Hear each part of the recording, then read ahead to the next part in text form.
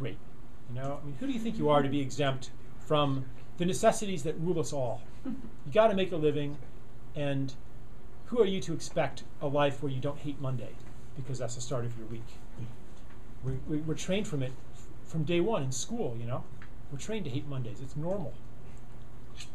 If you were in 8th grade, remember going back to 8th grade, if you said, "Hi guys, I'm glad it's Monday because it's a whole week of school," like, you know, your friends would give you a swirly, you know, if you said that in most schools.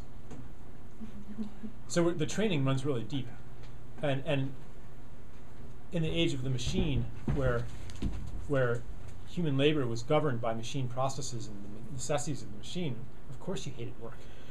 But that's another thing that's healing today as we transition from the age of separation to the age of reunion.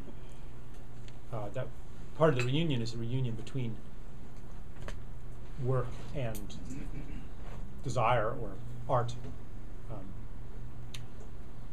And so I think that you could say that our culture is in this place between stories now, where the old stories are falling apart. They don't appeal to us anymore, and they're not working anymore. They used to appeal to us. A little kid in 1950 or 1960 would just be like, yeah, I want to be a scientist. I want to be an engineer. I want to be an inventor. I want to be a scientist for NASA. I want to be an astronaut. You know, I want to, like this, an idealistic young person, I want to help develop atomic power. Yes, DDT, the new miracle chemical, is going to wipe out all insects, and we'll be able to have scientific agriculture. Like, you know, people really could believe in this 2 generations ago, but not anymore. So the old story is not. I mean, there's still some people who do believe in it. You read about nanotechnology, but it's. I feel like they're kind of grasping at straws, you know. So we don't believe in it, and the institutions built on it aren't working anymore. But we don't have a new story yet. We're drawn to it. We're beginning to pick up on it intuitively and be drawn to the things, all of the stuff that you can call progressive or holistic or alternative. In one way or another, they tap into the new stories of the connected self living in love with Earth.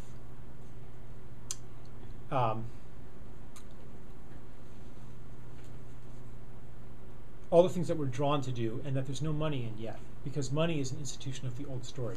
So in the book that I've written, which is coming out on July 12th, I go into what would money look like if it embodied the new stories. What would money look like if it were no longer true that more for you is less for me? In a gift culture, that wasn't true. If we were in like a primitive tribe, then anyone's good fortune would be my good fortune. If you like say Paul, your name is right. Like say Paul is a great hunter, and he goes out and he gets an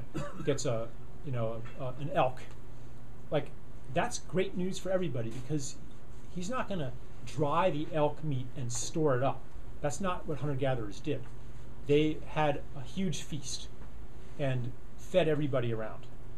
And that today, if you have $1 million, are you going to have more security by giving it all away, or are you going to have more security by putting it at the maximum rate of interest in a secure investment?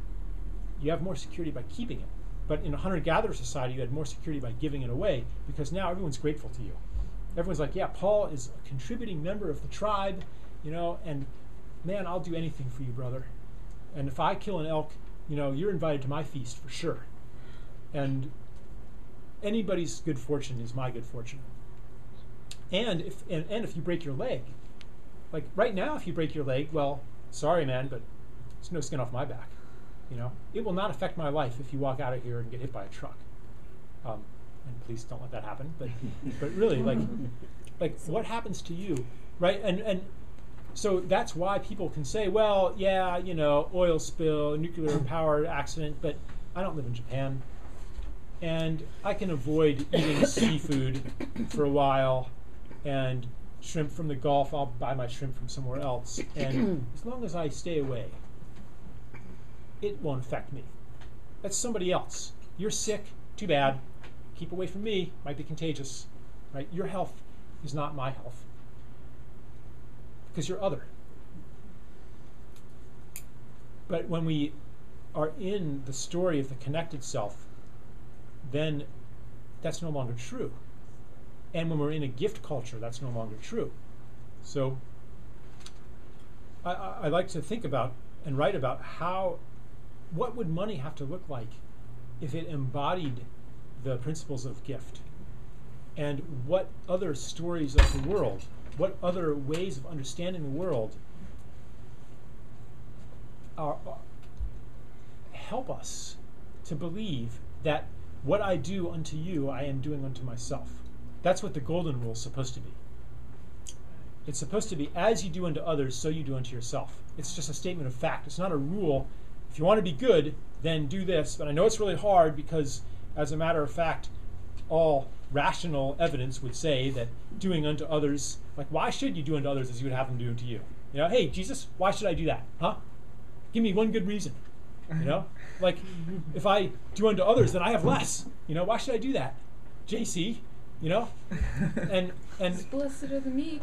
And then he says, and then the religion and it says, well, you'll get a reward in heaven for that, right? So essentially, that answer says you're right. In this world, that's ridiculous, but you should obey this rule. Well, the connected self understands that it's true right now. And we experience that. And we know that in our hearts, right? Like, you feel good when you give.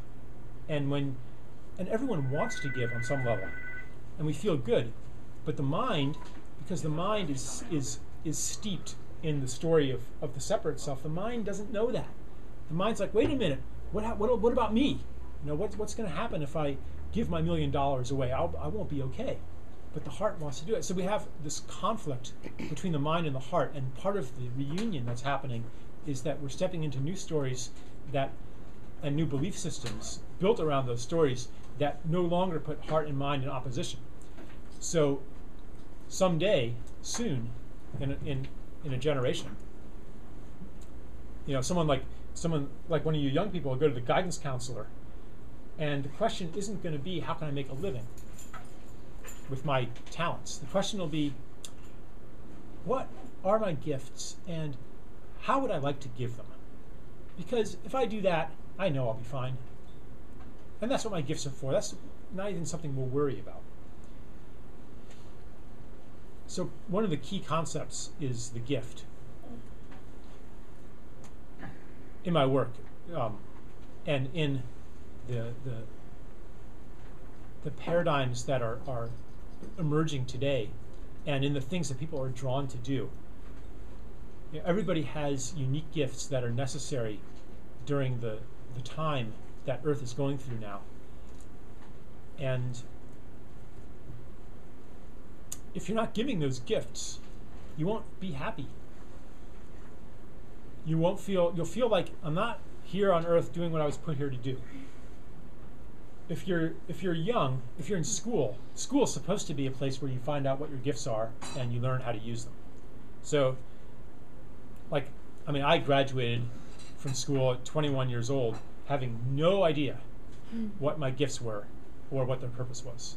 And I knew I was good at math, but I wasn't that excited about it. And so my schooling was a real failure, and that's why I had to spend most of my 20s and 30s figuring out what I wanted to do in life. And I'm glad now that the stories that held me, and because I was kind of fighting it, you know what I mean? I couldn't wholeheartedly participate in the ascent of humanity, NASA scientist, gung-ho. I couldn't participate in that. There was nothing I wanted to do. Nothing on the table in front of me when I graduated from college that I wanted to do. So I just screwed around for 10, 15 years. I couldn't participate fully, but there was no alternative. I mean, there was. Some people in my generation found alternatives, but on a mass level, there wasn't alternatives. But now, more and more people, I meet young people all the time who understand already what took me 20 years to understand. and they're just not even going to go there. Or if they do, they'll half-heartedly do it for a year or two. I mean, there's still a lot of people who are still going with the program, but even them, their heart's not in it, really. Their passion isn't in it. They're being forced to do it under pressure of money. And slaves don't work very well. If you're doing it under money pressure, you're a slave. Because money says, do this and you'll survive. Right? Money is security. Do this and you'll survive. That's slavery. Right? Don't do it. Do it or I'll kill you. That's slavery. Slaves don't work very well.